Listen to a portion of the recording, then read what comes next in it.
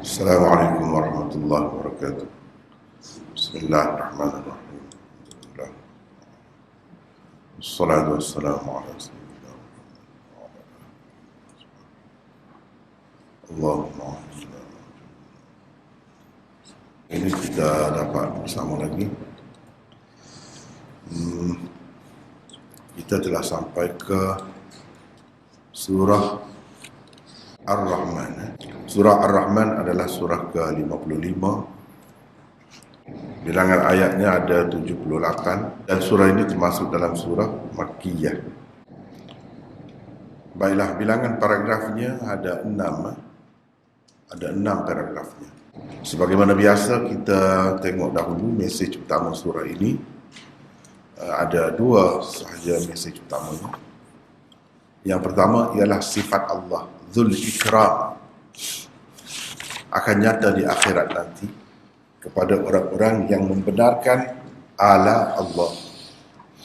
Dan sifat Dzul Jalal Allah pula akan nyata kepada orang-orang yang mendustakannya. Itu yang pertama. Yang kedua, selain mempelajari Al-Quran, perhatikanlah tanda-tanda kebesaran Allah di alam semesta dan pada diri kamu, nescaya kamu akan percaya akan adanya azab dan pahala atau balasan baik dan buruk di akhirat nanti. Itulah mesej utama surah Ar-Rahman. Kemudian jika dibahagikan kepada paragraf, maka ada 6 paragraf surah Ar-Rahman ini. Paragraf yang pertama daripada ayat 1 hingga 28. Dalam ni mengandungi dalil-dalil rahmaniyah dan rububiyah Allah. Dalil-dalil rahmaniyah itu yang menunjukkan bahawa Allah itu bersifat dengan Rahman. Ar-Rahman, Allamal Quran. Jadi di situ daripada 1 hingga 28 tu hanya kita dapat lihat di sini sifat rahmaniyah Allah dan rububiyah Allah. Paragraf yang kedua ayat 29 hingga 36, dalil-dalil kekuasaan Tuhan dan adanya balasan baik dan buruk. Paragraf 3 ayat 37 hingga 40, keadaan hari kiamat. Paragraf 4 ayat 41 hingga 45, akibat buruk yang akan diterima oleh orang-orang yang berdosa dan dalil-dalil adanya balasan buruk. Paragraf 5 ayat 46 hingga 61, akibat yang baik akan diterima oleh orang-orang yang berbuat baik dan dalil-dalil adanya balasan baik. Paragraf yang ke-6 daripada ayat 62 hingga ke akhir ayat, iaitu 78 nikmat-nikmat tambahan selain daripada yang telah disebutkan sebelum itu. Baik, itulah secara kasarnya kandungan surah Ar-Rahman yang kita panggil sebagai struktur makro. Struktur makro. Baik, untuk kita lihat dengan lebih terperinci lagi, kita tengok uraian seterusnya. Zaman diturunkan. Baca Hazim. Zaman diturunkan. Surah Ar-Rahman diturunkan selepas dakwah terbuka Rasulullah SAW di peringkat kedua kehidupan baginda di Mekah, antara tahun ke-5 dan antara tahun ke-4 dan ke-5 kenabian. Peringkat itu juga dikenali sebagai peringkat takrib. Abdullah bin Mas'ud telah pun membaca surah ini dekat makam Ibrahim di peringkat terlalu awal kehidupan Mekah.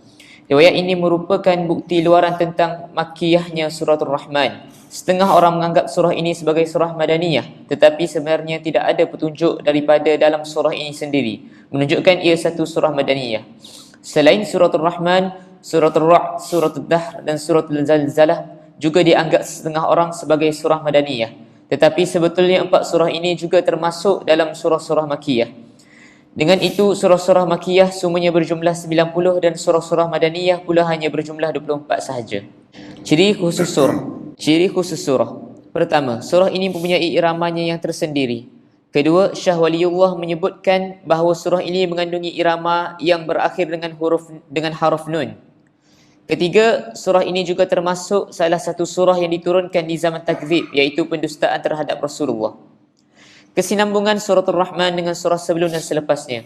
Pertama, di dalam suratul Qamar sebelum ini pendustaan yakni takzib beberapa kali telah disebutkan. Manusia diingatkan akibat buruk takzib melalui 5 kisah benar bangsa-bangsa yang telah dimusnahkan kerana takzib mereka. Di dalam suratul Rahman ini pula manusia dan jin disoal berkali-kali bahawa nikmat Tuhan yang manakah mereka dapat dustakan, yakni takzib. Kedua, suratul Qamar merupakan surah Jalaliyah.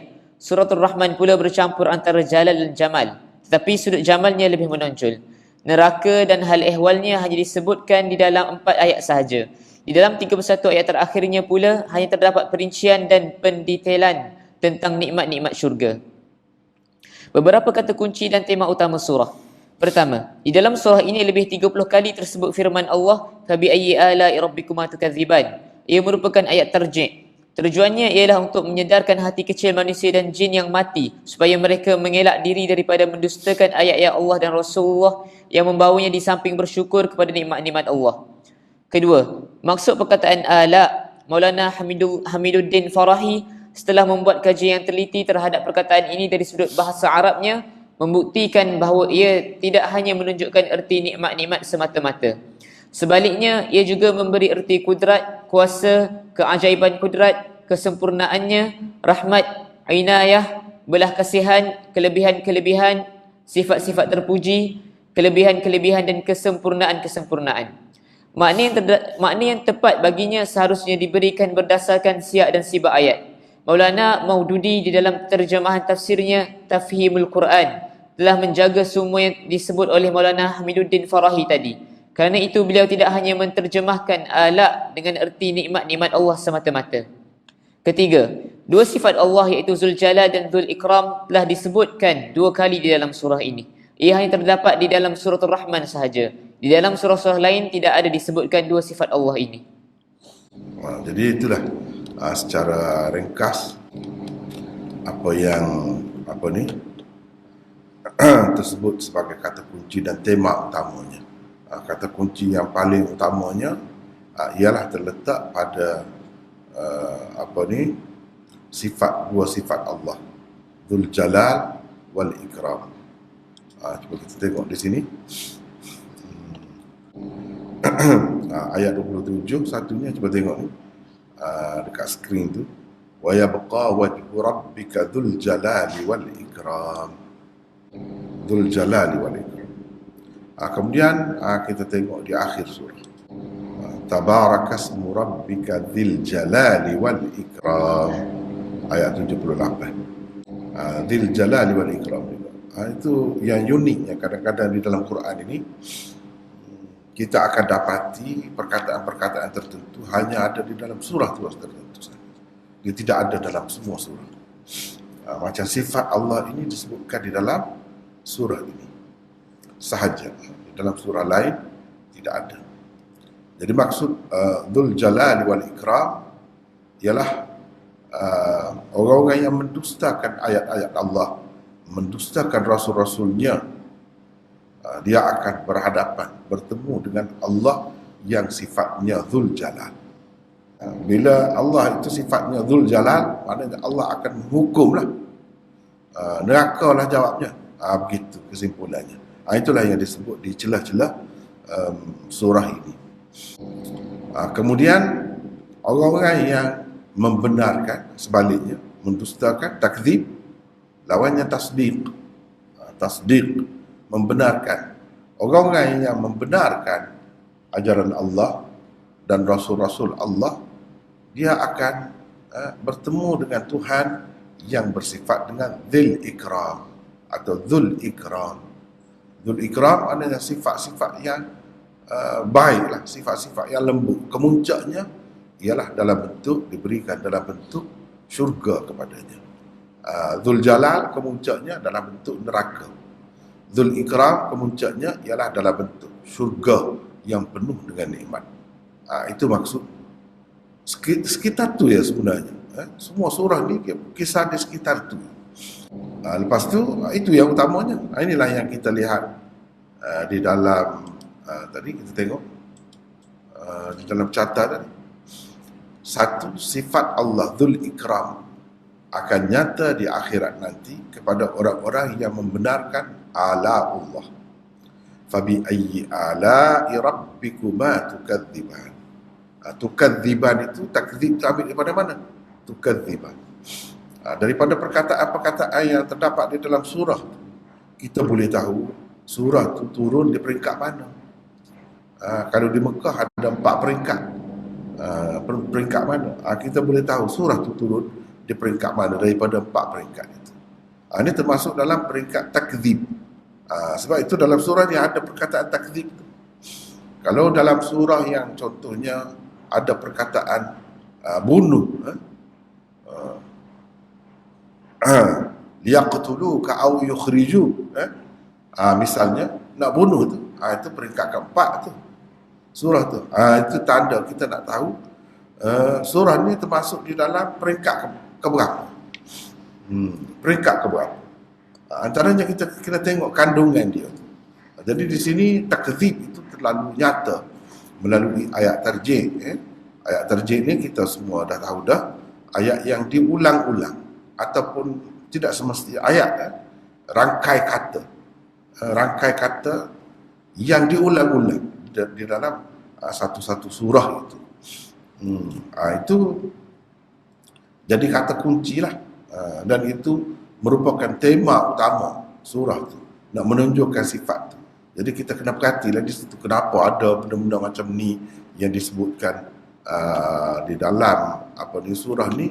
Contohnya, contoh kalau kita nak mengumpulkan contoh, saya rasa kita ambil yang terjemahan Melayu lah, terjemahan Malaysia. Contohnya Ar-Rahman. Cuba tengok di sini, nampak ke terang ke tidak tu? Di daripada ayat 1 hingga tadi ayat 1 hingga 28. Hingga 28. Cuba kita tengok di sini ayat 1 hingga 28 ya, sampai sini. Ini menyatakan itulah benda yang kita kena tengoknya. Iaitu menyatakan dalil-dalil rahmaniyah dan rububiyah Allah. Cuba perhati. Apa maksud rahmaniyah? Apa maksud rububiyah? Apa maksudnya? Kena perhati, kena tengok terjemahan itu.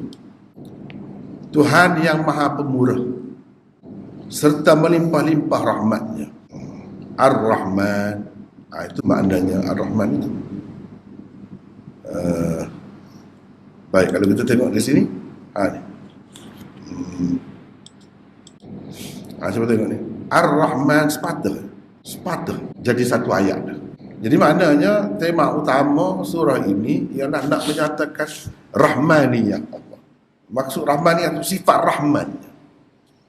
Sifat rahmannya. Dia tidak kata Allah, tidak. Banyak lagi kan nama Allah yang lain. Ar-Rahim, tidak. Ataupun lain-lain lah. Tapi dia sebut Ar-Rahman. Kenapa? Kenapa? Dan apa bukti Tuhan itu Ar-Rahman? Ar-Rahman, kalau kita tengok di sini, coba tengok ni, Tuhan yang Maha Pemurah serta melimpah-limpah rahmatnya. Ini terjemahan dia lah. Kalau terjemahan lain pun lebih kurang begitulah. Tuhan yang rahmatnya luas, tidak terbatas. Rahmat itu. Mana sifat rahmat itu yang ditunjukkan. Bismillahirrahmanirrahim. Itu juga. Dua bahkan sifat yang menunjukkan rahmat Allah. Jadi kalau kita perhati di sini, Ar-Rahman, satu ayat. Dia disebut Ar-Rahmanu 'alal 'arsy istawa. Dia tidak sebut Allah 'alal 'arsy istawa, tak ada satu. Kalau yang direct lah, kalau yang direct begitu. Kalau yang tidak direct itu ada. Kalau yang direct sebut jelas begitu, dia sebut Ar-Rahman. Kenapa? Sifat Rahman itu yang ditunjukkan. Maknanya Allah SWT menguasai alam semesta ini dengan sifatnya yang paling menonjol, paling utama ialah sifat Rahman. Itu sifat Rahman. Jadi kalau surah Ar-Rahman ini apa bukti? Allah itu Ar-Rahman, Tuhan itu Ar-Rahman, allamal Quran. Itu bukti itu tuh. Allamal Quran. Dia mengajar Quran kepada kita, manusia dan jin. Khalaqal insan, allamahul bayan. Ada seterusnya ni semua ni kan. Ini dalil-dalil rahmaniyah dan rububiyah Allah. Cuba perhatilah. Cuba perhati. Maksud rububiyah tu apa? Kita dah jelas dah. Jadi kalau Allah SWT ni tidak ada sifat rahmat, nescaya tidak diberikan kepada manusia tu al-bayan. Bila dia menciptakan manusia, dia tidak beri sifat al-bayan. Macam binatang lain lah. Boleh ke nak cerita perasaan dia dengan kata-kata?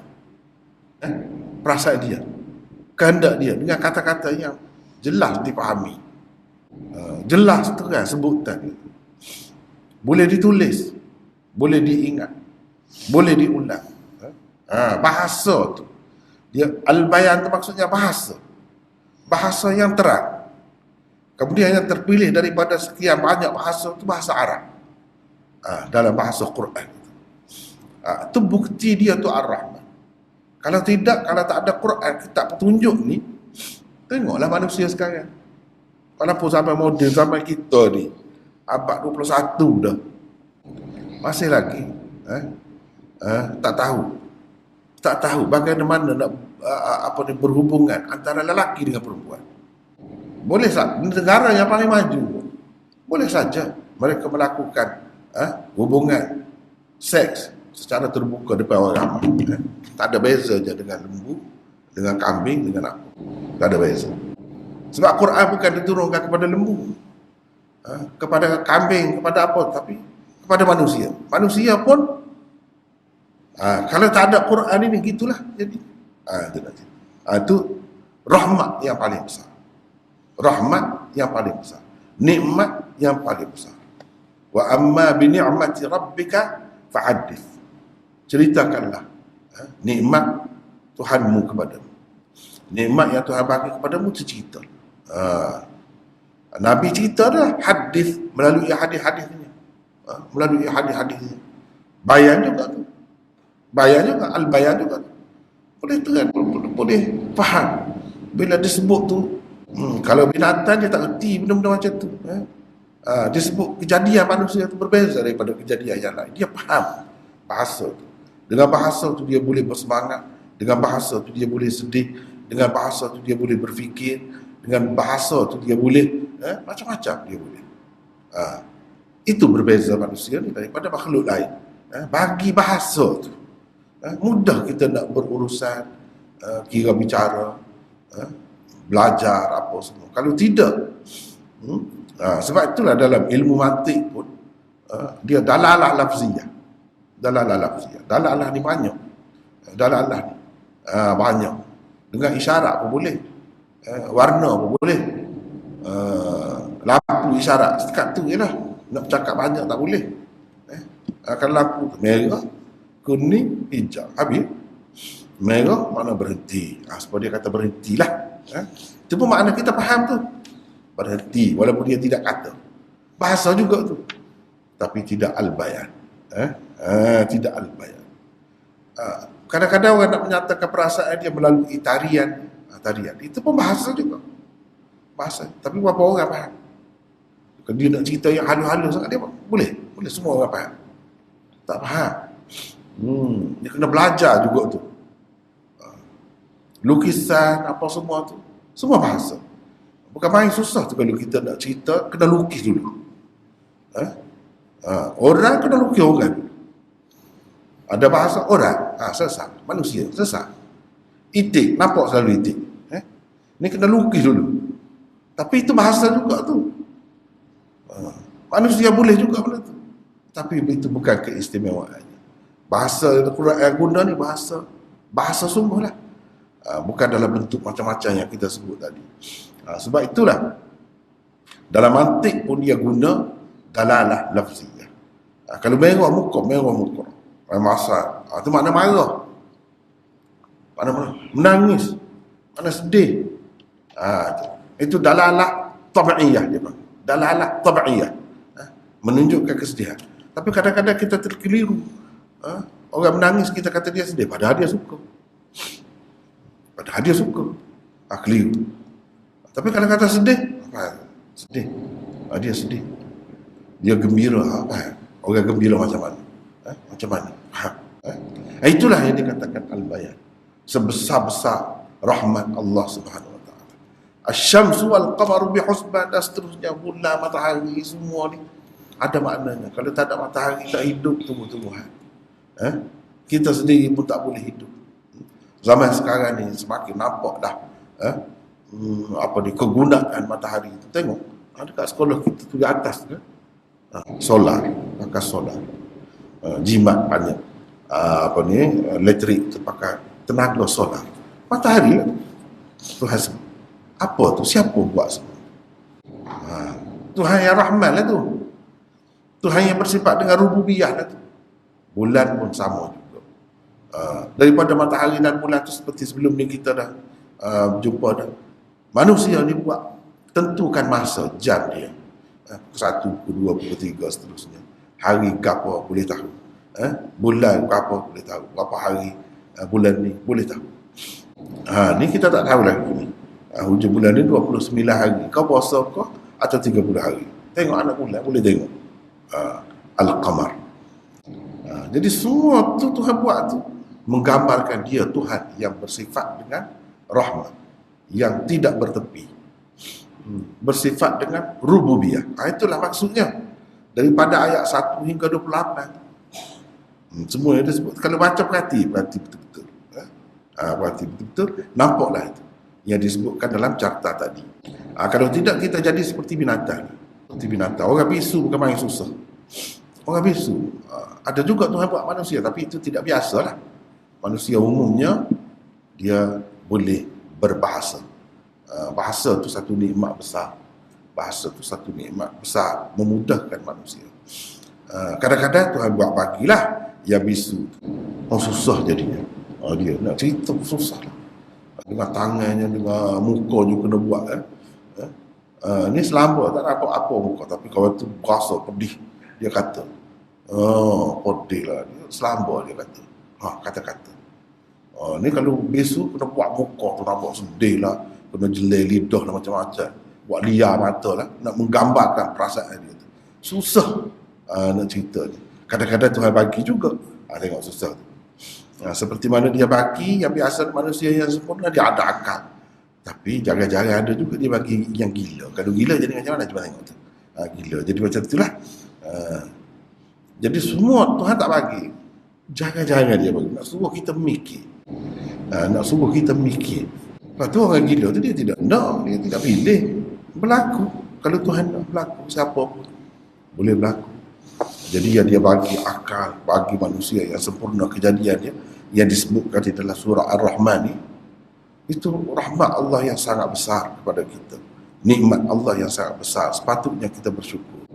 Tak mahu mengaku lagi ke Allah ini memang Tuhan kita.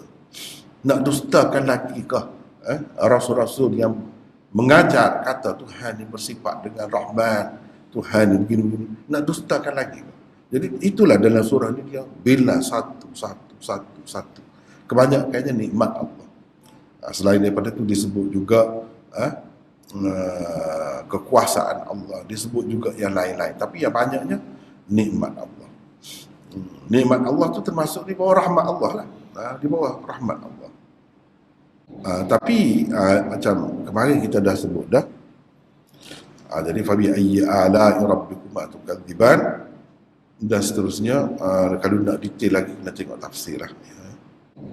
Kena tengok. Jadi tiap-tiap satu ayat ni kan, lepas tu dia kata fabi ayyi ala'i rabbikuma tukadziban ini bukan main. Manusia dapat yakhruju minhumal lu'lu' wal marjan. Kalaulah Tuhan bagi kita ni tidak erti menilai lah, tak ada nilai. Apa maknanya mutiara? Apa baik dia macam batu? Marjan ke apa? Kita tu berasa comel tu. Siapa yang bagi? Berasa kita boleh menilai. kita boleh menilai. Allah yang bagi. Kalau dia pergi gila, jadi gila, tak ada nilai semua. Tak ada nilai semua. Tak tahu, ini makanan kau tidak, kau racun, kau tak tahu. So marajal bahrain yaltaqiyan bainahuma barzakhun la yabghiyan. Semua tu kan. Kalau kita perhatikan macam mana Allah SWT buat ikan darat, ikan sungai, ikan laut berbeza. Sama-sama air, tapi Allah SWT buat sekatan. Di sini lain caranya, di sini lain caranya. Di sini ada benda-benda ni, di sini tak ada benda-benda ni. Jadi semua tu siapa yang buat untuk kemudahan kita? Yang kita macam negara kita ni sekeliling laut, macam-macam makanan tu, orang dapat kekayaan dengan berniaga macam-macam makanan laut itu, dan orang yang makan juga seronok, suka, sedap rasa, sanggup bayar sebanyak mana. Hiduplah perniagaan, dapatlah duit manusia. Itu daripada mana? Siapa yang bagi semua? Kalau tak ada semua tu, nak suruh mikirlah tu. Fabi ayyi ala'i rabbikuma tukadziban. Nak dustakan yang mana lagi nikmat Allah? Nikmat Allah. Jadi semua panjanglah ceritanya. Sampai 28. Lepas tu seterusnya kita tengok dalam catatan tu seterusnya. Macam di sini. Yursalu alaikuma syuwadhum min narin wa nuhasun fala tasiran. Fabi ayyi ala'i rabbikuma tukadziban. Cuba tengok ayat 35 36. Cuba tengok, saya nak buktikan apa yang tersebut tadi kan. Cuba tengok sini. Kamu, wahai golongan yang kufur ingkar dari kalangan jin dan manusia, akan ditimpakan dengan api yang menjulang-julang dan leburan tembaga cair yang membakar. Dengan yang demikian, kamu tidak akan dapat mempertahankan diri dari azab siksa itu. Mana teruklah azab Allah itu. Nampak? Lepas tu, fabi ayyi ala'i rabbikuma tukadziban. Di sini oleh kerana kita ambil terjemahan Melayu ni kan, cuba tengok ni. Maka yang mana satu di antara nikmat-nikmat Tuhan kamu yang kamu hendak dustakan. Jadi nikmat kan ni yang sebut sebelum ni. Cuba perhati. Timpakan dengan api yang menjulang-julang, leburan tembaga cair, panas. Ini seksa ni, azab ni. Apa nikmatnya? Sebab tu barulah kita nampak apa yang disebut tadi. Nampak? Nanti saya tunjuk. Maksud ala nombor 2 tu. Maulana Hamiduddin Farahi setelah membuat kajian yang teliti terhadap perkataan ini dari sudut bahasa Arabnya, membuktikan bahawa ia tidak hanya menunjukkan arti nikmat-nikmat semata. Orang yang nampak alat tu makna nikmat, dia sejak tempat tadi. Sedangkan kemarin baru kita bertemu kaedah tafsir, iaitu ayat ni diulang-ulang. Kita kena faham berdasarkan konteks dia, apa maksudnya. Kemarin tu kena perhati ni. Tak apa, saya tunjuk. Kita tunjuk semua. Qad yaridu takrar li ta'addudil muta'allaq. Kadang-kadang terdapat pengulangan ayat, macam yang kita baca tadi. Fabi ayyi ala'i rabbikuma tukadziban. Atau rangkai kata tidak khusus dengan itu sajalah, yang lain-lain. Kerana konteks yang berlainan. Kenapa lain tu? Kita kena fikir konteks dia berlainan. Jadi dengan sebab itu adalah kurang tepatlah, kurang tepat. Kalau setiap fabi ayyi ala'i rabbikuma tukadziban itu, ala itu kita terjemahkan dengan nikmat. Sedangkan yang sebut sebelumnya itu bukan merupakan nikmat. Jadi itu kita kena tengok konteks dia. Sebelum tu apa cerita nikmat ke malapetaka atau azab. Dengan sebab itu alat tu kemarin saya tunjuk, tak apa kita tunjuk sekali lagi. Ini terjemahan Indonesia. Tadi kita tunjuk terjemahan Malaysia. Maknanya kita kena belajar lah.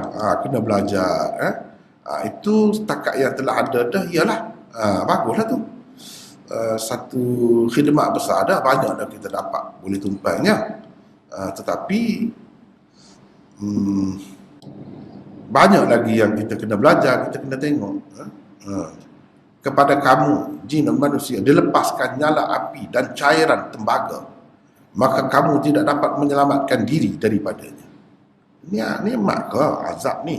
Lepas tu, maka nikmat. Nikmat juga sini. Agaknya saya pun tidak cek semualah yang ada dalam bahasa Melayu tu.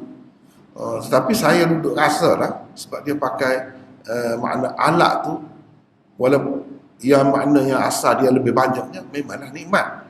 Tetapi dia terhenti setakat tu saja, menyebabkan jadi mungkin orang tanya, kalau orang tanya apa jawab? Ini nikmat ke yang sebut? Nikmat Tuhan kamu yang manakah yang kamu dustakan? Walaupun kebanyakannya memanglah merupakan nikmat, tapi ada beberapa ayat. Sebab itulah dia tadi disebutkan di sini banyak makna dia ni. Makna yang tepat baginya seharusnya diberikan berdasarkan siyak dan sibak ayat. Siyak dan konteks lah, konteks ayat.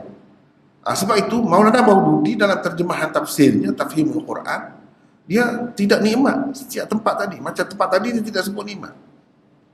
Sebab apa? Dia pakai hasil kajian Maulana Hamiduddin Farahi yang terkenal, Maulana hebat tu, seorang pentafsir hebat di zaman kemudian ini. Banyaklah pembaharuan yang dia buat. Jadi kita boleh tengok, kemarin saya dah tunjuk dah tafsir Tafhimul Quran itu. Memang dia tidak terjemah setiap tempat alat di situ. Bagi fabi ayyi ala rabbikum tukadziban, dia tidak terjemah nikmat. Tetapi dipilih mana-mana yang sesuai lah daripada yang ini semua ni. Daripada memberi arti kudrat, kuasa, keajaiban kudrat dan sebagainya. Jadi itu benda yang kita kena perhati. Kalau tidak, dia jadi gini lah.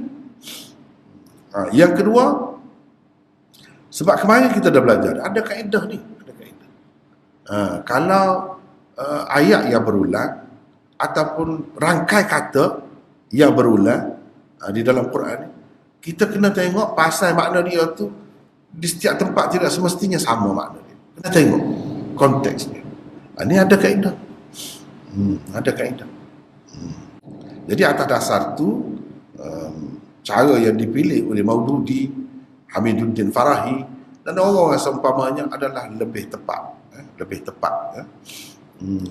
Sama juga dengan kalau kita kata fa idzan syaqqatis sama fakanat wardatan kaddihan, bila langit ini pecah, ia menjadi seperti merah. Merah dia. Apa nama ni, seperti bunga ros, merah langit. Jadi itu nikmat ke? Fa bi ayyi ala rabbikum tukadziban, nikmat.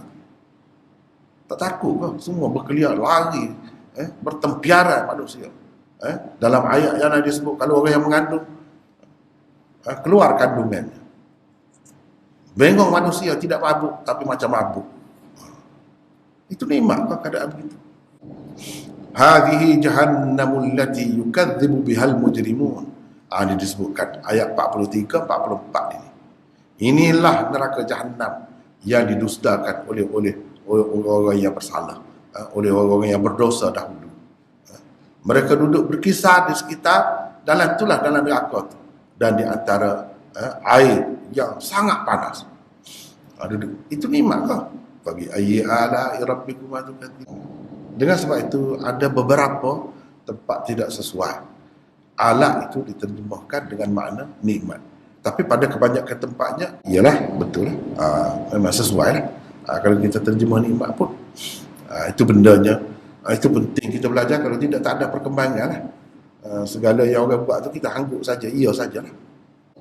Memanglah banyak yang lain-lain ni sampai dalam dunia, sampai cerita dalam syurga yang Allah SWT bagi kepada kita. Bukan cerita dalam dunia sahaja, sampai dalam syurga tu Allah ungkit lagi.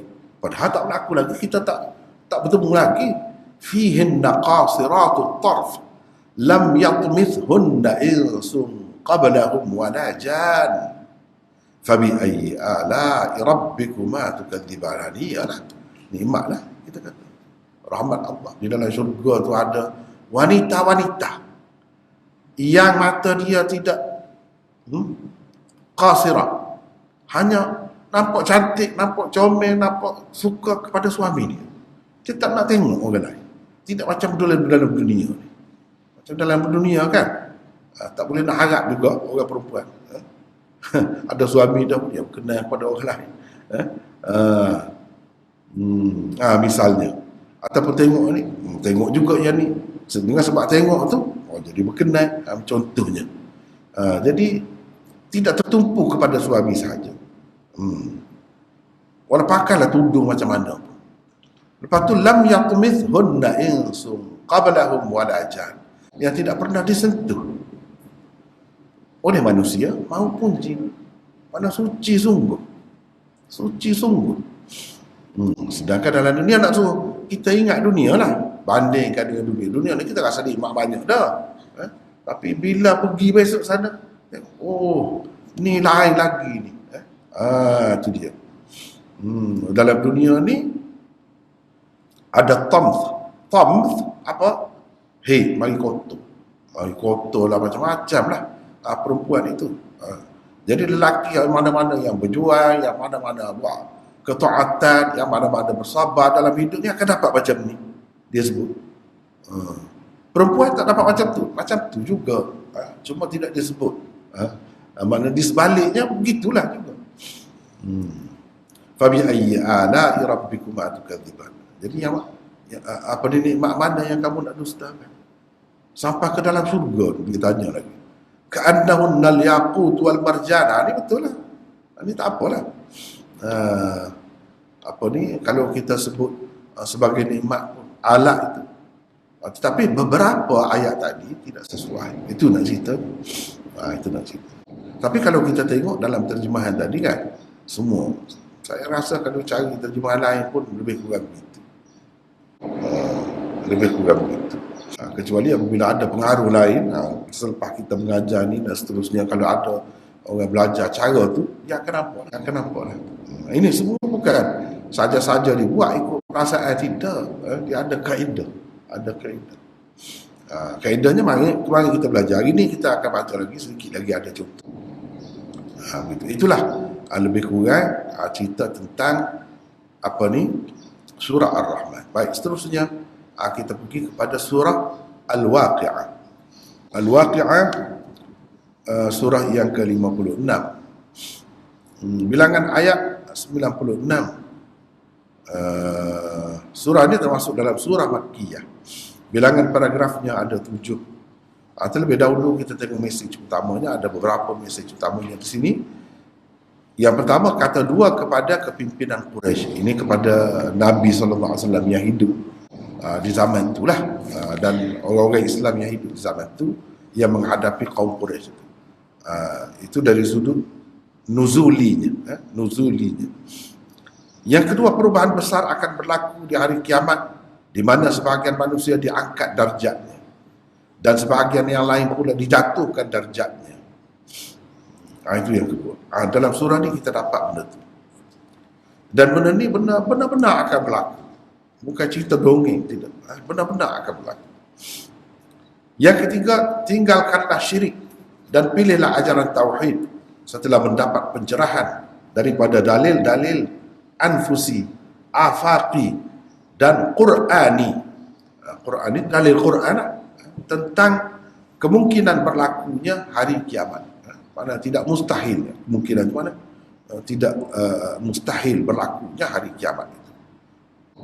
Yang keempat, kesudahan yang berbeza untuk al-mukadzibun ad-dallun, orang-orang yang mendustakan, yang sesat, dan al-musaddiqun al-muhtadun, iaitu orang-orang yang membenarkan dan yang mendapat petunjuk.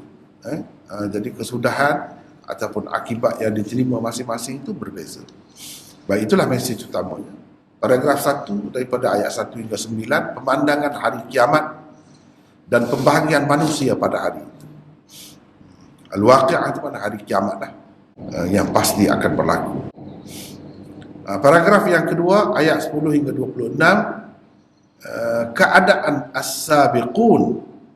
As-sabiqun, orang-orang yang ke depan.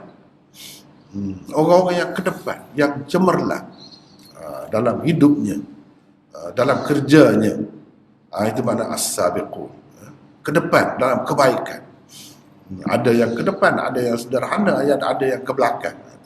Ini orang-orang yang ke depan itu diceritakan macam mana nasib mereka besok. Paragraf yang ketiga ayat 27 hingga 40, keadaan ashabul yamin. Ashabul yamin, mana orang-orang kanan.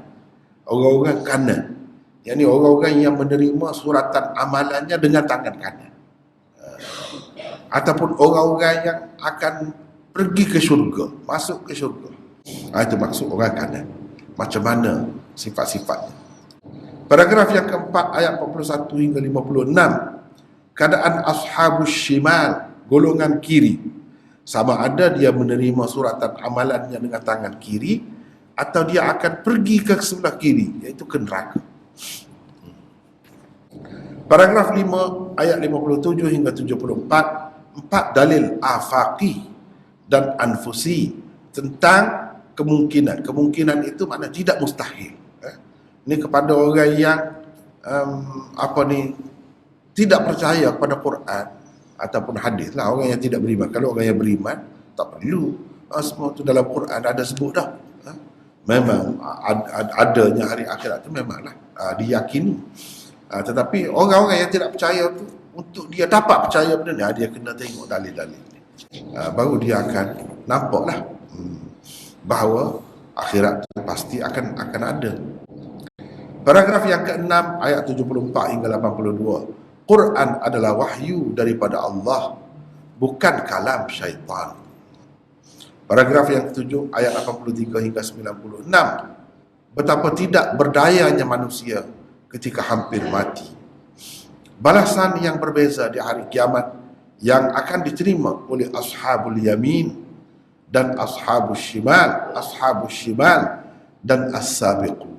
As-sabiqun, as-sabiqun itu orang-orang yang ke depan, yang cemerlang, lebih daripada orang lain.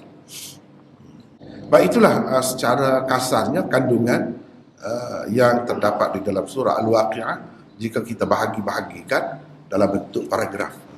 Baik, seterusnya untuk lebih detail lagi daripada apa yang kita lihat dalam carta tadi, tengok pula keterangan ataupun penjelasan seterusnya.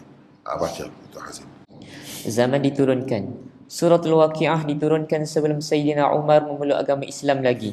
Ia seperti surah Taha diturunkan selepas berlakunya hijrah para sahabat ke Habsyah antara bulan Rajab tahun ke-5 kenabian dan bulan Zulhijjah tahun ke-6 kenabian, sebelum lagi Sayyidina Umar memeluk Islam. Kelebihan Suratul Waqi'ah. Suratul Waqi'ah juga seperti surah Hud, merupakan antara surah yang membuatkan Rasulullah tua dan beruban. Rasulullah SAW bersabda, "Syayyabatni Hud wal waqi'atu wal mursalat wa amma yatasaalun wa idza syamsu kuwirat." Maksudnya surah Hud, Al-Waqi'ah, Al-Mursalah, amma yatasaalun yakni surah An-Naba, dan idza syamsu kuwirat yakni surah At-Takwir telah membuatkan aku beruban yakni menjadi tua. Jami' Tirmizi kitab tafsir bab suratul Waqi'ah hadis 3297. Ia adalah satu hadis sahih. Kesinambungan suratul Waqi'ah dengan surah sebelum dan selepasnya. Pertama, di dalam suratul Rahman melalui dua sifat Allah Zul Jalal dan Zul Ikram, manusia berkali-kali ditanya dengan ayat tarjih, sama ada mereka membenarkan atau mendustakan bukti-bukti dan tanda-tanda kebesaran Allah. Di dalam suratul Waqi'ah ini pula, orang-orang yang membenarkan ajaran Islam dibahagikan kepada dua, as-sabiqun dan ashabul yamin. Selain dinyatakan apa ganjaran yang diterima mereka, orang-orang yang mendustakan pula diberi amaran akan akibat buruk yang mereka akan terima kelak. Kedua, di dalam suratul Rahman sebelum ini perkataan tukadziban digunakan, sementara dalam suratul Waqi'ah pula perkataan al-mukadzibun digunakan. Beberapa kata kunci dan tema utama surah. Pertama, di dalam surah ini perkataan al-mukadzibun ad-dallun, yakni orang-orang yang mendustakan dan sesat, telah dua kali digunakan untuk ashabus shimal, ayat 51 dan 92. Kedua, di dalam surah ini dua kali disebutkan ayat fasabbih bismi rabbikal azim di tengah surah dan juga betul-betul di akhirnya, ayat 74 dan 96. Tujuannya ialah supaya manusia memilih akidah tauhid yang suci murni. Tasbih bererti mengakui bahawa Allah tidak mempunyai sebarang kekurangan dan keaiban. Di samping menyatakannya secara terbuka bahawa zat Allah suci dan bersih daripada segala sifat-sifat kurang dan aib. Sedangkan makhluk-makhluknya pula penuh dengan kekurangan dan keaiban, termasuklah kita manusia. Itu secara ringkas ya.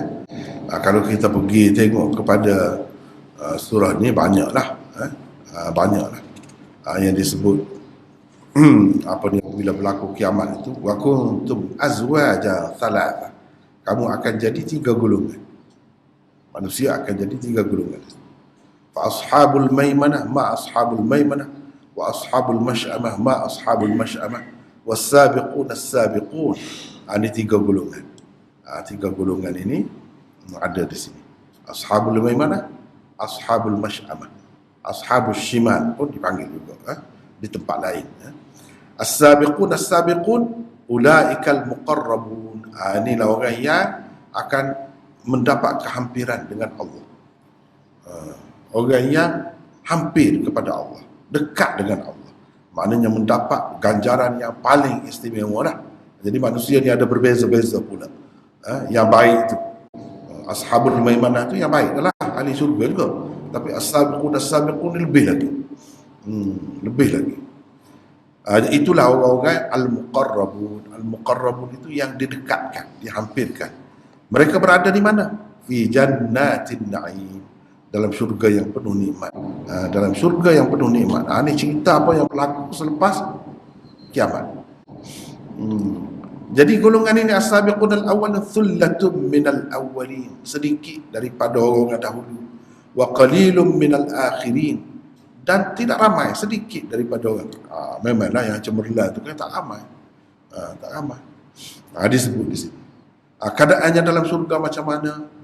Digambarkan. Dengan kemewahan itu. Dengan relaxnya. Dengan relax. Duduk bertelekan, duduk sadar, duduk berguling di atas katil. Disebut semua tu. Duduk bercengkerama, bercakap-cakap sama-sama dia. Yatufu alaihim wildanum mukhalladun, wildanum, dan seterusnya panjang. Bidadara ini ada menunjukkan di sini ada bidadara. Wildan mukhalladun, ini Tuhan ciptakan di sana, bukan makhluk dalam dunia, bukan manusia dunia, bukan jin tak. Macam bidadari lah juga. Ini bukti adanya bidadara ya.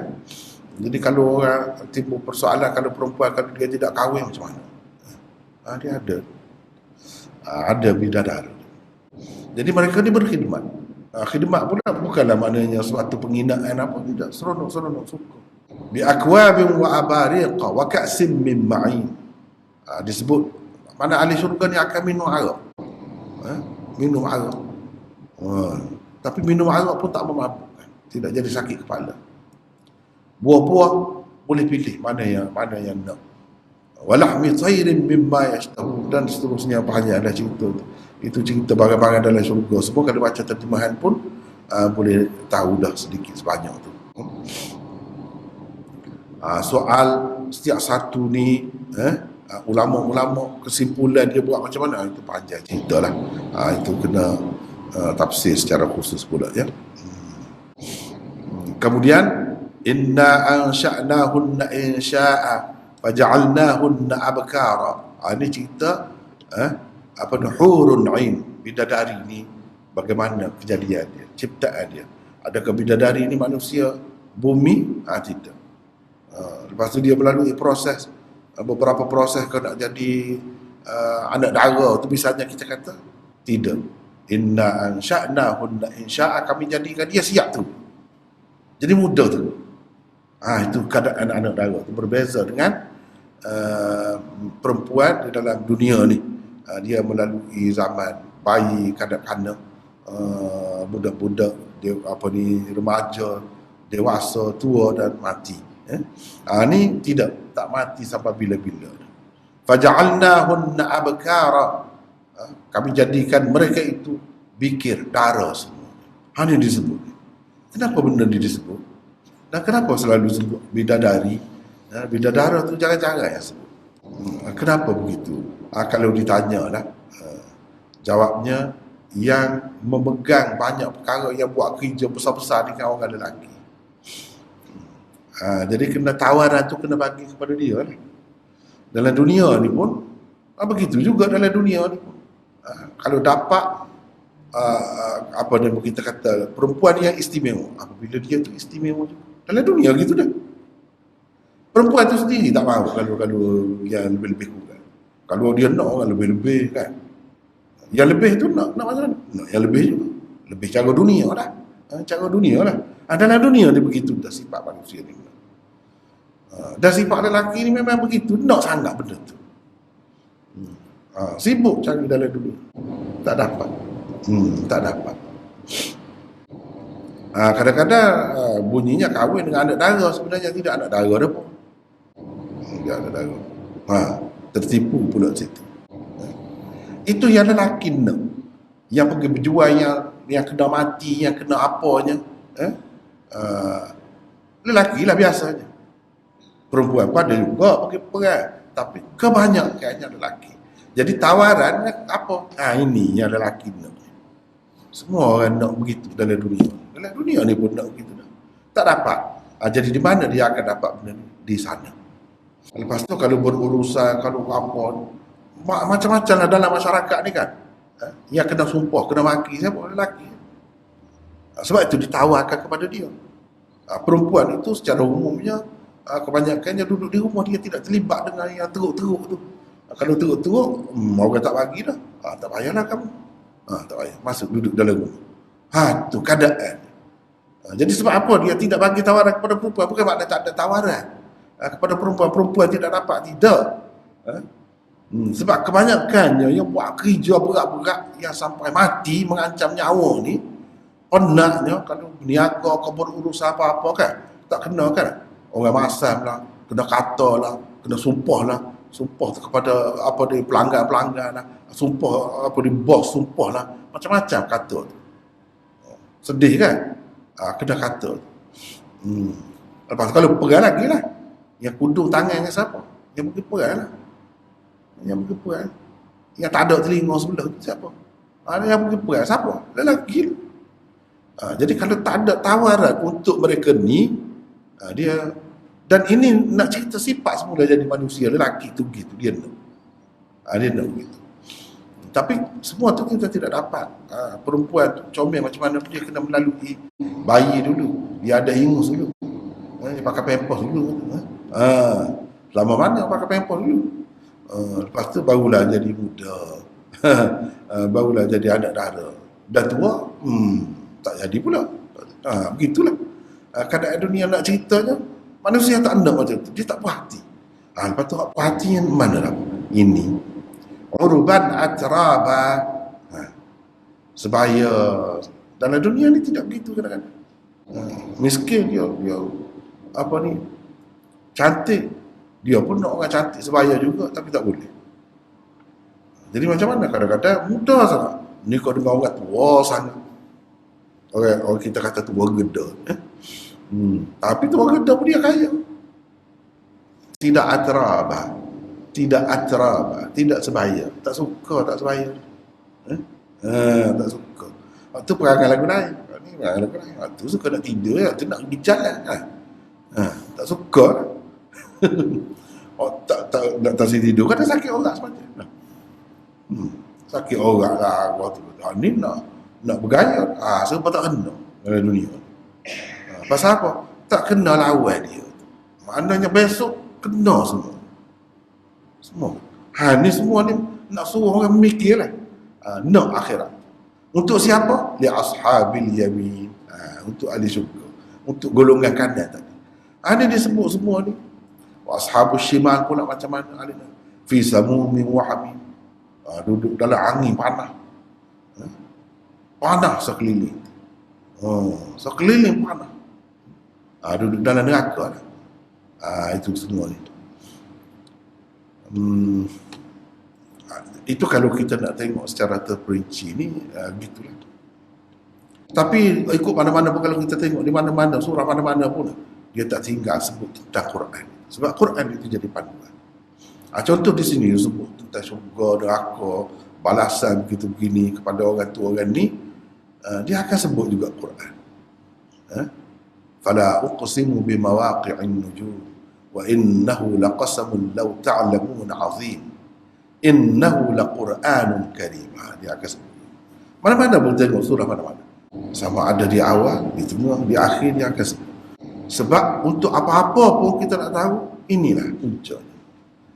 Kalau tidak daripada punca ni, orang cerita, orang tu royak, pak saudara kita royak, tok kita royak, nenek kita royak, tak boleh pakai semua. Dia nak cerita tentang surga ke tentang neraka ke, dia kena Quran. Ataupun hadis pun yang sahih. Itu dia. Jadi turunnya Quran itu min rabbil alamin. Min rabbil alamin. Begitulah. Lepas tu cerita orang dekat nak mati pula di sini ada kan. Falaula idza balagatil hulqum wa antum hina idzin tanzurun wa nahnu aqrabu ilaihi minkum walakin la tubsirun. Manusia ni bila nyawa dia sampai dekat alkum. Ketika tikur mata dia duduk terpesir tengok, dia nampak malaikat mari. Nak ambil nyawa dia. Ni cerita ni kita nak tahu mana. kalau tidak Quran. Sebab tu biasa jugalah kalau dia tidak pejam mata, kecuali kalau dia pejam mata dia macam tidur gitu kan. Ada juga orang macam tu, dia tidak sama orang ni. Tapi yang kebanyakannya biasanya kalau dia tengah celak gitu, dia akan celak gitu, pusing gitu. Kerah mata dia. Dia duduk tengok itulah. Malaikat mari. Suruh keluar, malaikat keluar. Macam-macam lah suruh keluar tu. Dengan kasarnya, dengan lembutnya, itu bergantung kepada amalan kita. Bergantung kepada amalan kita. Dia tarik itu, ada yang menyebutkan sakit teruk, ada yang menyebutkan tidak sakit. Jadi itu semua itu bergantung kepada amalan seseorang. Kita boleh tengok. Kalau ada pengalaman, saya ada pengalaman beberapa kali tengok orang mati dekat. Tanyalah masing-masing tengok. Ayah saya sendiri ada depan mata saya. Mertua saya, mertua saya depan mata. Kita boleh tengok. Tapi kedua-dua yang saya tengok tu pejam mata. Sebab dia macam nak tidur. Macam mertua saya tu baru sini tanah dekat Kuchilung yang pertama keluarga saya tanah sini. Kita semayang jenazah dia sini. Sekejap ya saya rasa. Saya sebut ingat Allah. Saya mengajar mengucap, dia sebut. Dia angguk. Lepas tu tak lama pejam itu. Pejam teman. Jadi tak nampak lah dalam ayat disebutkan kamu nampak. Nampak tu walaupun pejam mata pun akan nampak. Cuma kalau tidak pejam mata kita nampak tu terpesir mata dia tu. Jadi terpaksa kita kena tutup mata dia cepat-cepat lah. Kalau tidak dia terpesir gitulah. Jadi menakutkan. Bila sampai situ lah. Jadi semua dia disebut. Jadi kalau orang-orang muqarrabin tu farauhun wa raihan wa jannatu na'im. Wangi baunya. Dia rasa wangi, lembutnya mari. Macam minta izin dia. Sebab Nabi-Nabi kan dia minta izin. Malakul maut ambil nyawa dia tu, kita nak ambil nyawa. Jadi apa nama ni, tunggulah. Lepas tu bau wangi gapo kan. Rauhu wa raihan. Di dalam Quran. Wa jannatu na'im. Dan dia nampak Tuhan tunjuk kepada di tempat dia tu di syurga. Jadi ini balasan kepada muqarrabin. Dia dekat cerita dekat mati. Adapun ashabul yamin, fasalamul laka min ashabil yamin. Sejahtera, selamat sejahtera juga. Itu pun beruntung dah kalau kita boleh ashabul yamin, itu pun beruntung. Tidak muqarrabun pun. Jadi dalam surah ni muqarrabun, ashabul yamin, itu kata kunci je. Itu tema utamanya, benda yang kita kena perhati.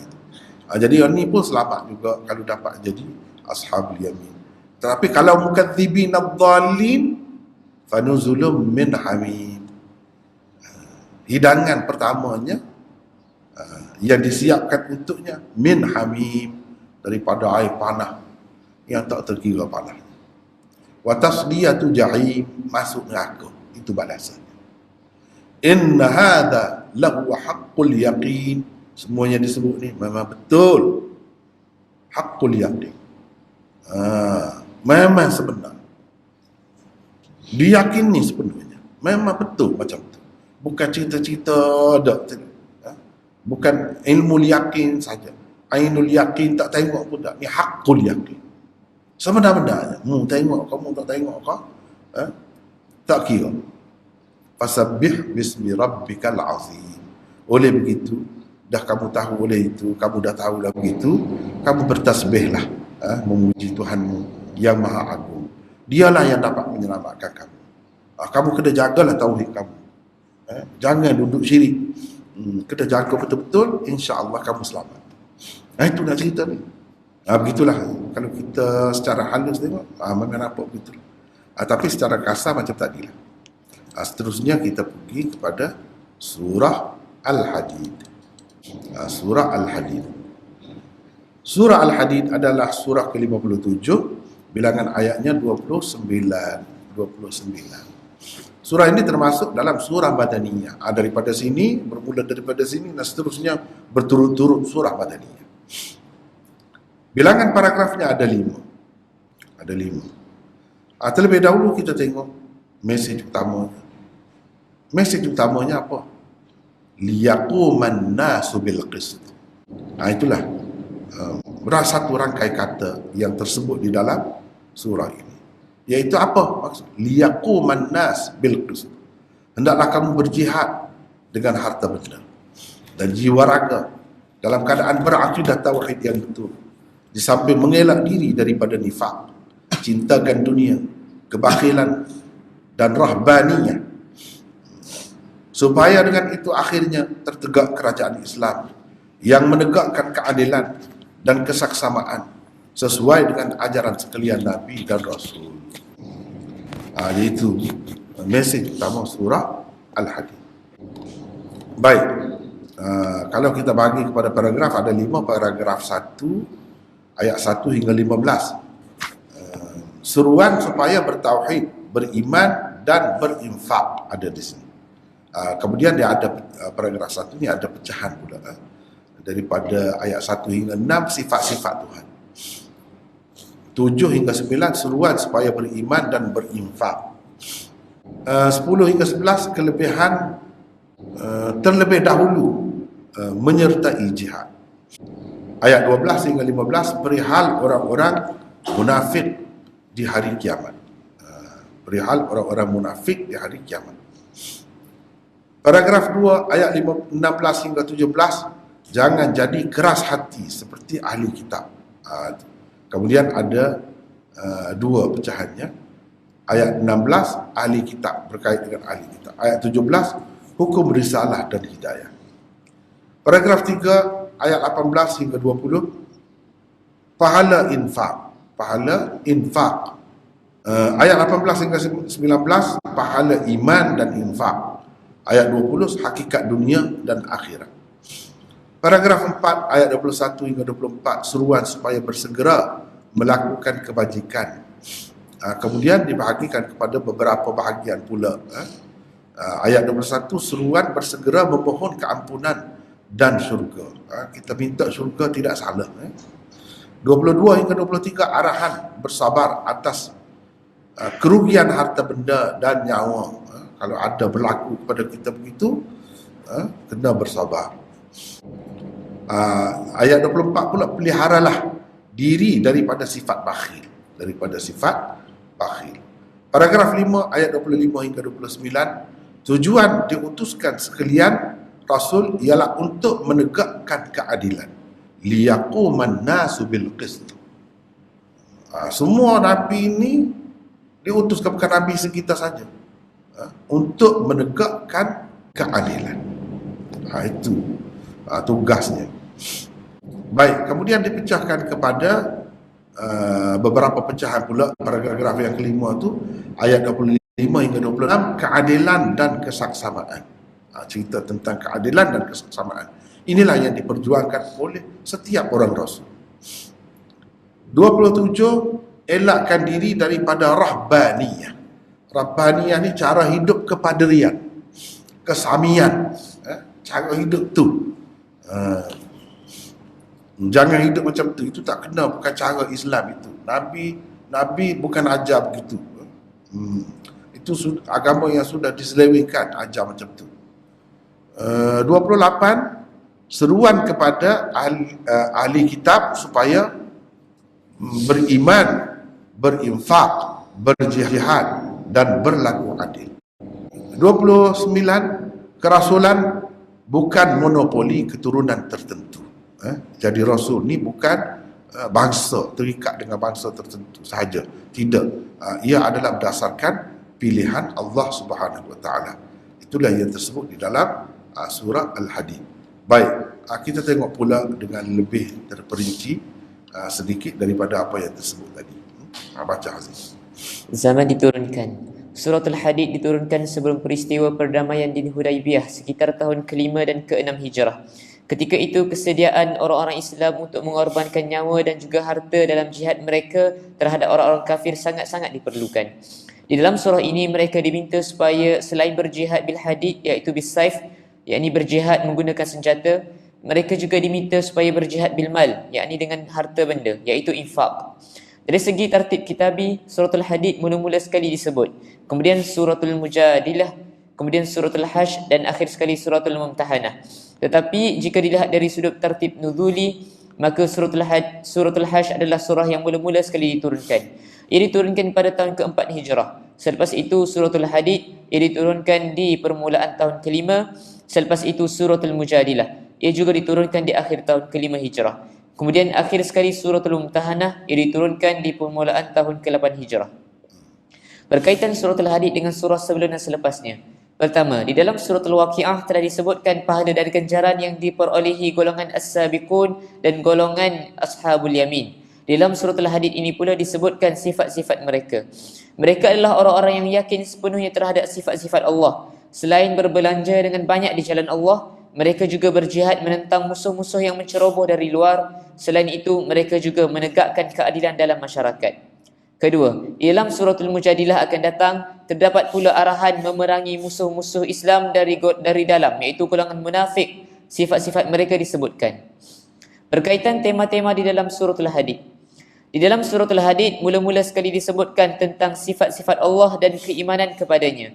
Selepas itu, orang-orang Islam dituntut supaya membelanjakan harta benda di jalan Allah. Selepas itu, mereka dituntut supaya berjihad dan berperang. Dan akhir sekali, mereka diseru supaya menegakkan keadilan dalam masyarakat, yang merupakan salah satu matlamat utama sekalian Rasul diutuskan. Tanpa adanya akidah tauhid dan pengetahuan tentang asma' dan sifat Allah, jihad adalah suatu yang mustahil.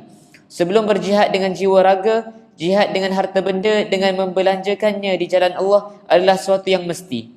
Tanpa berjihad, negara Islam tidak mungkin ditegakkan. Dan tanpa adanya kerajaan Islam, sistem yang adil tidak dapat ditegakkan.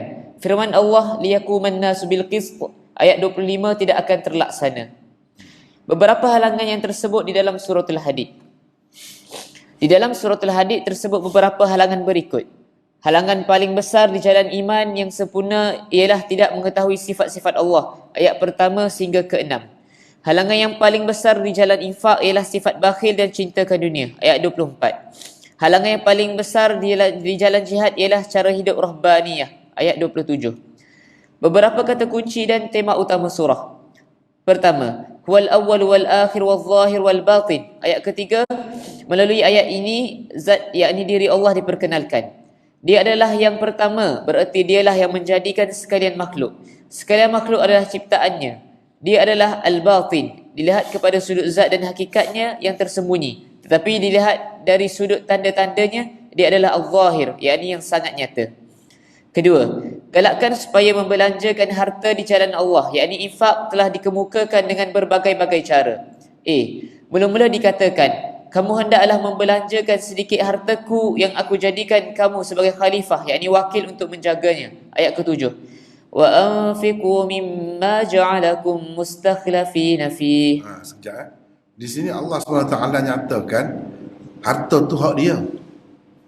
Cuma dia lantik kita. Dia pilih kita sebagai wakil untuk menguruskan mustakhlafina. Mustakhlaf ni orang-orang yang dilantik, yang dipilih untuk menguruskan hak orang lain.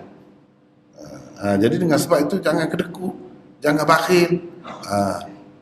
Wa anfiqu mimma ja'alakum. Maknanya hak Tuhan sebenarnya. Seperti nyawa, hak dia. Jadi kita tak boleh nak ambil, tak terpasang, tak boleh nak ragut nyawa, nak bunuh diri tak boleh, sebab itu hak dia. Kita tak boleh kata ni hak kita, nyawa kita. Tidak. Dia bagi kepada kita. Dan kalau kita tak buat apa pun, dia akan sampai masa dia akan pergi. Dia akan ambil juga. Kemudian baik, teruskan. B. Orang-orang Islam dikejutkan dengan soalan, kenapa kamu tidak berbelanja di jalan Allah? Ayat ke-10. Wa ma lakum alla tunfiqu fi sabilillah. C. Hakikat bahawa jika manusia tidak berbelanja sebelum kematiannya, maka hartanya akan diwarisi Allah. Ayat ke-10. Walillahi mirathus samawati wal ardh. D. Dinyatakan perbelanjaan dan peperangan dilakukan selepas pembukaan Mekah tidak sama dengan perbelanjaan dan peperangan yang dilakukan sebelumnya. Ayat ke-10. E. Orang-orang Islam diminta supaya memberikan Al-Qardul Hasan, iaitu hutang dengan bayaran yang lebih daripada hutang asal. Ayat ke-11. F. Orang-orang yang memberikan Al-Qardul Hasan diberikan berita gembira akan mendapat pahala dan ganjaran yang istimewa. Ayat ke-11. Ini bukan riba ni maksudnya. Lama kan kita silap faham, ada Al-Qardul Hasan ni. Bagi sedikit, bayar lebih. Tuhan pun buat begitu. Jadi kalau Tuhan buat begitu, kenapa kita tak boleh buat begitu? Lain itu. Itu syariat kepada Allah. Kita pun boleh kalau tidak ada ketetapan. Orang bagi kepada kita, bunta dengan orang 100. Lepas tu tak ada ketetapan. Bayar dalam masa 10 tahun jadi 200 ke, atau berapa, tak ada. Kita sendiri bagi, itu tak apa. Itu dipanggil Qardul Hasan. Boleh. Tetapi kalau ada ketetapan, ada perjanjian, tahulah, dalam borang apa tahu, itu tak boleh. Itu namanya riba. Kalau hutang bayar lebih, itu riba. Qardul Hasan ini tak ada perjanjian, tak ada ketentuan daripada mana-mana pihak, saja orang yang berhutang tu nak bagi lebih. Itu memang boleh. Itu tidak termasuk dalam riba, ya. Teruskan. Ketiga, daripada firman Allah ayat ke-10, la yastawi minkum man anfaqa min qablil fathi wa qatal. Dapat diketahui bahawa para sahabat itu tidak sama darjatnya, walaupun semua mereka dijanjikan kebaikan, tetapi para sahabat seramai 1,400 orang yang terlibat dalam Bai'atul Ridwan sebelum berlakunya peristiwa perjanjian damai di Hudaibiyah lebih afdal daripada sahabat selepasnya. Demikian juga para sahabat yang menyertai pembukaan Mekah seramai 10,000 orang lebih afdal daripada para sahabat yang ikut serta mengerjakan haji terakhir, haji wada' bersama Rasulullah seramai lebih 100,000 orang. Perkataan Al-Fath yang tersebut di dalam ayat ini boleh diterima dengan erti perjanjian damai di Hudaibiyah, boleh juga dengan erti pembukaan Mekah. Keempat, melalui firman Allah ayat ke-16, Alam ya'ni lilladzina amanu an takhsha'a qulubuhum li dzikrillahi wa ma nazala minal haqq. Dinyatakan ada perbezaan di antara hati yang khusyuk dan hati yang keras. Orang yang mempunyai hati yang khusyuk tidak akan ada sifat bakhil padanya. Dia akan bersifat murah dan cintanya kepada dunia tidak seberapa. Orang-orang yang mempunyai hati keras pula akan menjadi seperti ahli kitab yang tidak menerima Islam, hidupnya penuh dengan kefasikan dan amalan-amalan yang buruk. Kelima, melalui firman Allah ayat ke-20, I'lamu annamal hayatud dunya la'ibun wa lahwun wa zinatun wa tafakhurun bainakum wa takathurun fil amwali wal awlad. Beberapa peringkat dan fenomena kehidupan di dunia disebutkan dengan 6 perkataan. A. La'ibun, permainan, seperti permainan kanak-kanak yang langsung tidak mempunyai kelazatan. B. Lah, hiburan, yang walaupun ada kelazatannya tetapi ia baru dirasai setelah manusia menjangkau umur remaja.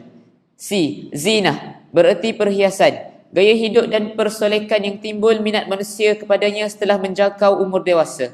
D. Tafakhur, adalah suatu peringkat dan fenomena kehidupan di mana manusia suka menyebutkan kelebihannya kepada orang lain dan berbangga dengannya di samping menganggap dirinya lebih daripada orang lain kerananya. E. Takathurun fil amwal, iaitu berlumba-lumba memperbanyakkan harta supaya melebihi orang lain dan seronok dengannya. F.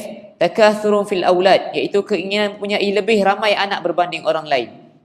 Keenam, firman Allah, sabiqu ila maghfiratin min rabbikum wa jannah. Ayat ke-21 menuntut manusia berlumba-lumba mendapatkan dua perkara. Pertamanya ialah keampunan Allah dan keduanya adalah syurga. Sabaqah ialah keinginan dan semangat untuk berada di hadapan orang lain dan melebihi orang lain dalam perkara-perkara kebaikan. Kerananya lah lahir golongan manusia as-sabiqun. Ketujuh, melalui firman Allah, liyaquman nasu bil qist. Ayat ke-25, manusia difahamkan bahawa Rasulullah tidak diutuskan semata-mata untuk menyampaikan akidah dan cara beribadat. Bahkan salah satu tujuan pengutusannya ke dunia ialah untuk menegakkan keadilan masyarakat melalui jihad. Melalui sistem zakat dan lain-lain, punca pendapatan, keadilan ekonomi, kemasyarakatan, politik dan lain-lain boleh dicapai. Ke-8, firman Allah ayat ke-27, وَرَحْبَانِيَّةً ابْتَغَعُوهَا مَا كَتَبْنَا عَلَيْهِمْ. Melalui ayat ini, cara hidup Rabbaniyah, kependetaan dan kepaderian dikatakan suatu perkara bid'ah yang tidak pernah diajar oleh Allah. Dia di dalam agama Kristian, bid'ah seperti itu ditimbulkan mula-mulanya dengan niat yang baik, kemudian ia melampaui batas. Ahli kitab diseru supaya meninggalkan Rahbaniyah dengan memeluk agama Islam. Mereka diseru juga supaya berjihad dan bersama-sama menegakkan kerajaan Islam yang kuat untuk menegakkan keadilan seperti yang dilakukan oleh sekalian Rasul. Kesembilan, perkataan nur beberapa kali digunakan di dalam surah ini. Allah lah yang telah menurunkan ayat-ayat Al-Quran kepada Rasulullah supaya baginda mengeluarkan orang-orang Islam daripada kegelapan kepada nur, yakni cahaya. Ayat ke-9. B. Di hari kiamat nanti, kerana berbelanja di jalan Allah, orang-orang mukmin baik lelaki dan perempuan akan mendapat nur, yakni cahaya yang menyuluh di hadapannya. Ayat ke-12. C. Pada hari kiamat nanti, orang-orang munafik baik lelaki atau perempuan akan meminta nur daripada orang-orang lelaki dan perempuan mukmin, tetapi nur itu tidak akan diberikan kepada mereka. Ayat ke-13. D. Orang-orang yang beriman kepada Allah dan Rasul adalah siddiq dan syahid. Mereka akan mendapat ganjaran serta nur daripada Allah. Ayat ke-19. E. Ahli kitab juga akan diberikan nur. Ahli kitab juga akan diberi nur oleh Allah jika mereka beriman kepada Rasul terakhir. Mereka akan dapat berjalan bersuluhkan nur itu. Ayat ke-28. Ke-10. Perkataan maghfirah juga beberapa kali digunakan di dalam surah ini. Di akhir nanti ada azabun syadid, yakni azab yang dahsyat. Maghfirah, yakni keampunan, dan ridwan, yakni keredaan Allah juga ada di sana. Ayat ke-20. B. Untuk mendapat maghfirah, yakni keampunan Allah dan syurganya, manusia hendaklah berlumba-lumba melakukan kebaikan dan kerja-kerja kebajikan. Mereka hendaklah terkedepan dan mendahului orang lain untuk dapat masuk ke dalam saf as-sabiqin. Ayat ke-21. C. Ahli kitab juga akan mendapat maghfirah, yakni keampunan dari Allah jika mereka percaya kepada Rasul terakhir. Itulah lebih kurangnya kandungan surah yang kita baru baca tadi, iaitu Al-Hadid. Al-Hadid maknanya besi. Al-Hadid maknanya besi. Jadi situ isyarat kepada perang lah. Hadid juga dengan makna kuasa pemerintahan. Kuasa pemerintahan. Jadi kalau dengan hadid, dengan senjata boleh dicapai keadilan, maka kena guna senjata. Itu maksudnya. Kena guna senjata. Kalau tidak perlu, tak apalah. Dan apabila berjihad perlu ada pengorbanan, terutamanya zaman dahulu. Zaman dahulu infak itu diperlukan. Sebab itu kalau kita tengok dalam Quran ini, di mana-mana pun dia sebut jihad itu dengan harta dahulu. Harta. Ini menunjukkan harta tu, kekayaan tu, ekonomi tu penting. Dia kena kuat. Kalau nak berjihad, nak berperang, terutama zaman sekarang ni. Zaman sekarang ni, sehari-sehari tu kalau berperang tu berjuta kena habis. Bayangkan kalau 10 tahun berperang, tak tahulah berapa bilion nak kena habis. Jadi itu sebab tu kena kuat ekonomi. Sebab itulah kalau kita perhatikan, contohnya saya tunjuklah.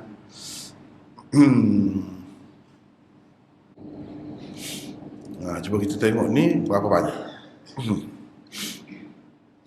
Ni di mana-mana pun, kalau jahidu bi amwalikum wa anfusikum, ataupun dalam bentuk yang lain, tujahiduna fi sabilillahi bi amwalikum wa anfusikum. Jadi harta dahulu yang dia sebut, bukan nyawa dulu. Kalau kurbankan nyawa dulu, tak ada lah, habis lah. Kurbankan harta dulu, barulah lepas tu baru nyawa. Di mana-mana pun dalam Quran disebutkan begitu. Jadi begitulah juga dalam perjuangan tu dia kena sanggup. Sebab itulah dicela sangat sifat bakhil itu. Sifat bakhil. Dalam menegakkan agama Allah ni dia kena ada sifat suka berinfak. Barulah berjaya.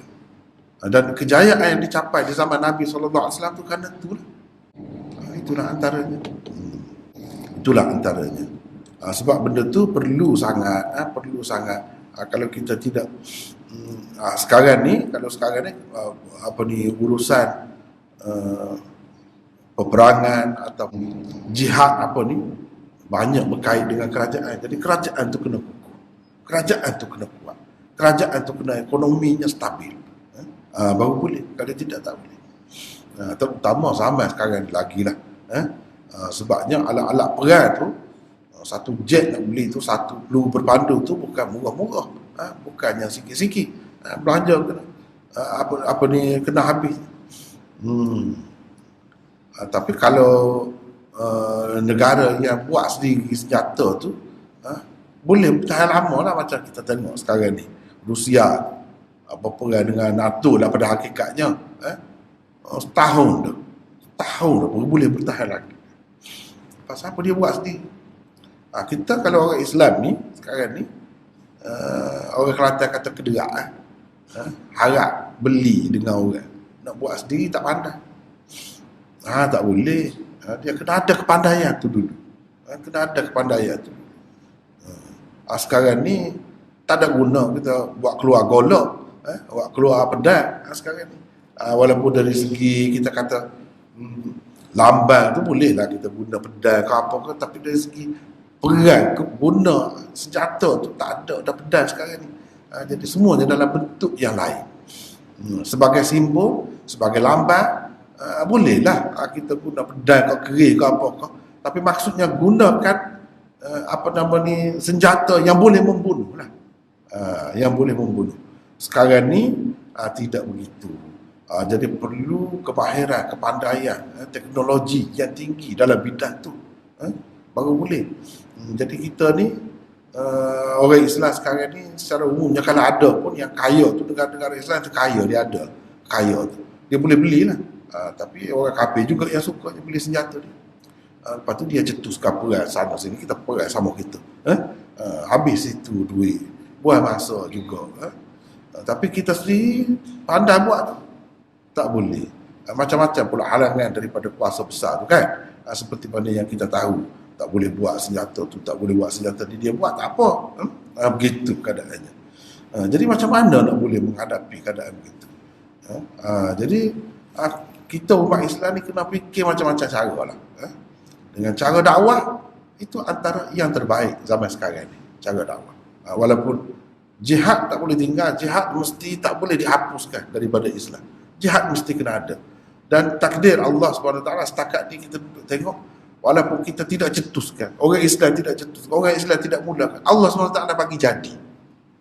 Nak suruh hidup tu, nak tengok umat Islam ni sanggup ke tidak berjihad. Alhamdulillah sanggup. Sampai sekarang ni ada. Dia bukan macam di Afghanistan kita kata, bukan dicetuskan oleh orang Islam, orang kafir yang pergi serang dia. Semata-mata untuk mempertahankan diri. Jadi berlakulah, adalah juga jihad. Boleh tengok. Walau bagaimanapun keberkatan jihad tu nampak sangat. Setara tu tak ada kemampuan tu. Tapi iyalah, jangan kita mulalah dalam keadaan kita tak cukup persiapan. Nabi tak benar begitu. Tapi kalau orang mari serang, kita kena pertahan diri. Jadi kesan dia tu, hasil dia tu kita tengok, memang kesan jihad dia besar. Kelebihan dia tu. Allah SWT bagi kemenangan yang tak terfikir oleh manusia, tak terfikir. Jadi begitulah. Jadi mereka pun tak sanggup bertahan, terpaksa kena lari. Jadi orang lain sekutu-sekutu dia pun macam azab dulu lah, nak serang Nabi, terpaksa kena lari juga akhirnya. Sebab apa? Belanja tiap-tiap hari berapa? Sampai sekarang main apa 10 tahun ni berapa banyak pada bankrupt situ je dia. Tak ada pasal-pasal. Akhirnya yang nak pun tak dapat. Itulah kerugian. Itulah kerugian. Itu juga satu pengajaran kepada orang kafir. Kalau buat musuh dengan orang Islam ni, itulah jadi rugi juga. Lama-lama dia memikir itu jadi macam lain. Kita tak tahu hikmah Allah SWT nak macam mana. Setelah dia buat nyaya, dia pergi serang orang Islam, sama mana pula orang-orang dia tu yang masuk Islam. Jadi kita tak perlu doa biar binasa negara dia, tak perlu. Memang Allah SWT tidak nak begitu pun umat Muhammad ni tidak akan pupus. Kalau Allah SWT tukar pokok dia jadi Islam, selesailah masalah. Pokok dia, kalau dia tak ajar kita buat senjata, dia pandai ada, dia masuk Islam, selesai masalah. Jadi kuat juga. Jadi kita tak tahu Allah SWT ni nak buat macam mana. Cuma kita kena teruskan kerja kita, gitu je. Tetapi kerja Nabi ni, seperti disebutkan dalam surah ni, liyaquman nasu bil qist, sampai peringkat tegak negara. Sebab bila tegak negara, ada kerajaan yang kuat, itu barulah akan nyata keadilan Islam. Hukum-hukum Islam itu dapat dilaksanakan sebenarnya. Kalau tak sampai ke situ, tak boleh buat apa, lemah. Usahkah kita seorang dua tiba-tiba nak pergi berjihad? Itu tak kena tu cara tu. Negara pun tak berani. Tak cukup persediaan. Kita seorang dua nak pergi, tak ada pasal. Pergi masuk perangkap orang pula, macam-macam kena perangkap ISIS lah, macam-macam. Itu cara yang tidak bijak. Sejak pergi dia bicara seorang dua, pergi. Itu tak kena cara. Sebab itu kena belajar dululah, belajar. Yang pentingnya belajar dulu. Dan tahu bagaimana seruan jihad ini sebenarnya.